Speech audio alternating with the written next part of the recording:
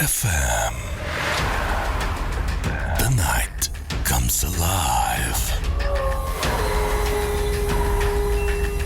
বিশ্বাস করা না করাটা আপনার ব্যাপার।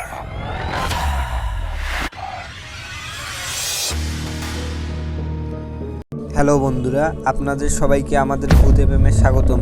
আমরা এই চ্যানেলটিতে সপ্তাহে 2 দিন করে সোম বুধবার করে ভূত এফএম ছাড়ব। তোমরা সবার প্রথমে ভিডিওটি পেতে চ্যানেলটিকে সাবস্ক্রাইব করবে। আজকের গল্পটি হবে জিনের ভয়। নীলফামারীতে আমাদের নতুন বাসা কেনা হয়। আমাদের বাসার পাশে এক ভ্যান চালক ছিল। সে প্রতিদিন রাত 10টায় নাগাদ আসতো। সেদিন তার একটু দেরি হয়। সেদিন রাত 11টা নাগাদ বাড়ি ফিরছিল। তখন রাস্তায় ছিল অন্ধকার, রাস্তায় কেউ নেই, ফাঁকা রাস্তা ছিল। হঠাৎ করে দেখলো এক মহিলা আর বাচ্চা নিয়ে রাস্তার পাশে দাঁড়িয়ে রয়েছে। ভ্যান চালককে ডাকলো, বলল, আমাকে ওই পাশের গ্রামে নিয়ে যাবেন। ভ্যান চালক মনে মনে ভাবলো, রাত হয়েছে, ভালোই ভাড়া দেবে। মহিলাকে বলল, গাড়িতে বসেন। যেতে যেতেই হঠাৎ করে গানের সুরে ভ্যান চালক পিছনে ফিরে দেখলো যে মহিলাটি সুর করে গান গাইছে। একটি ভয়ঙ্কর শব্দ হতে লাগলো। ভ্যান চালক ভয়ে ভয়ে পিছনে তাকালো।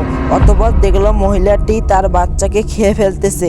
ভ্যান চালক ওই দৃশ্য দেখে পাশে কয়েকটা বাড়ি ছিল, সেই বাড়িতে দৌড়ে পালালো।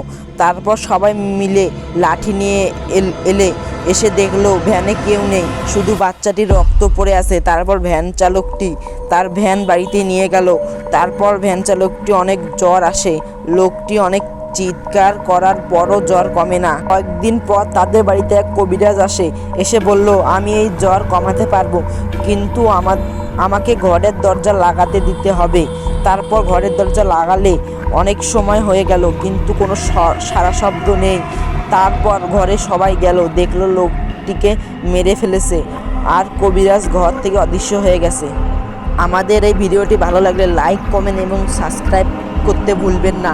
আর নতুন নতুন ভিডিও পেতে আপনারা পাশে থাকা বেল বাটনটি টিপ দিবেন।